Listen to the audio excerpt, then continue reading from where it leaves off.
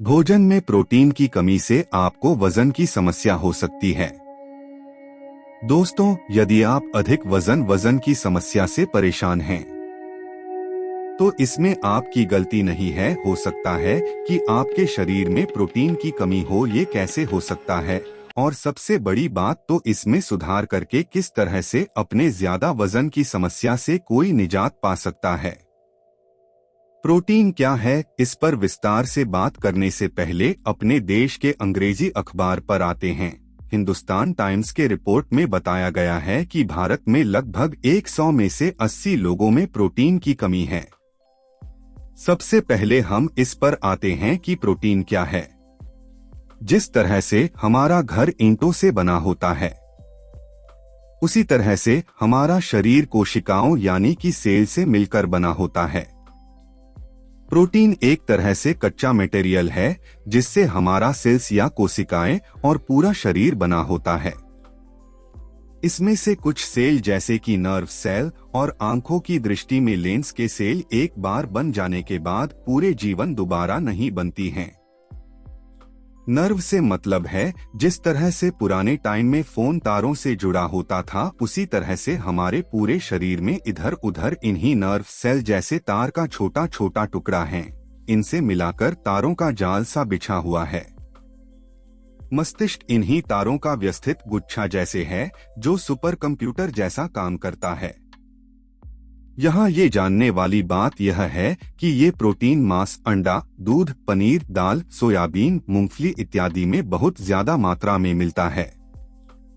तुमने देखा होगा जिस दिन तुम्हारा काम बहुत मेहनत का होता है, उस दिन भूख भी ज्यादा लगती है, क्योंकि उस समय शरीर के सेल्स में ज्यादा टूट फूट होता है, जिसे रिपेयर करने के लिए कार्बोहाइड्रेट, वसा के साथ ज्यादा प्रोटीन की जरूरत होती है।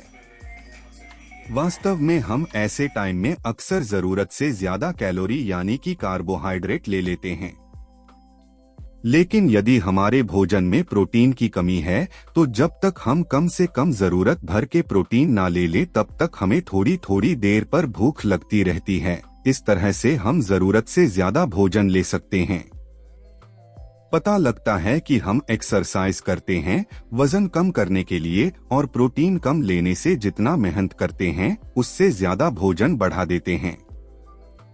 इससे वजन कम होने की जगह पर और बढ़ जाता है।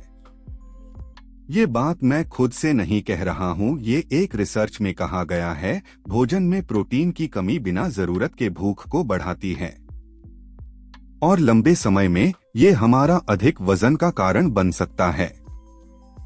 यानी कि शरीर को संतुलित भोजन की जरूरत होती है, ना कि ज्यादा भोजन की, जिसमें कार्बोहाइड्रेट यानी कि रोटी, चावल इत्यादि, वसा यानी कि फैट, प्रोटीन और हरी सब्जियां, ये सब आप गूगल कर सकते हैं।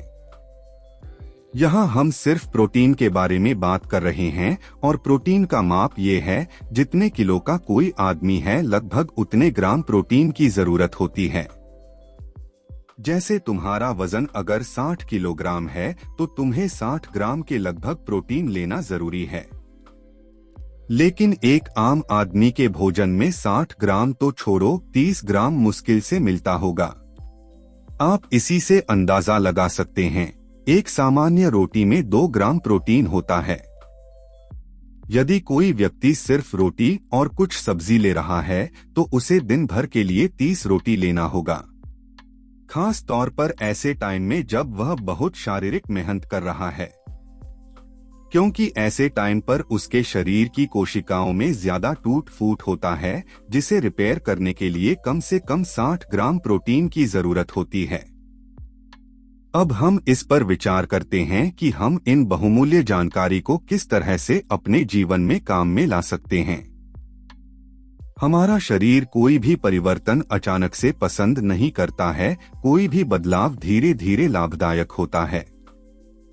तुम्हें सबसे पहले ये देखना चाहिए कि तुम एवरेज में कितना प्रोटीन अपने प्रतिदिन खाने में लेते हो, जिसमें खुद को स्वस्थ महसूस करते हो। ये गूगल के टाइम पर बहुत आसान है। अपने भोजन के लगभग वजन के अनुसार गहन जांच करो। यदि भोजन में प्रोटीन की कमी है, तो इसकी मात्रा धीरे धीरे बढ़ाते जाओ। यदि ज्यादा वेट की समस्या से जूझ रहे हो तो भोजन में धीरे धीरे कमी लाओ। हार्वर्ड विश्वविद्यालय के प्रोफेसर डेविड सिंक्लेयर और उनके जैसे विद्वानों के अनुसार भोजन को कम करके नियमित उपवास से हम अपने जीवन को बढ़ा सकते हैं। भोजन से उनका मतलब संतुलित भोजन से है। So it's okay if anything is useful, please like and subscribe. Thanks for watching.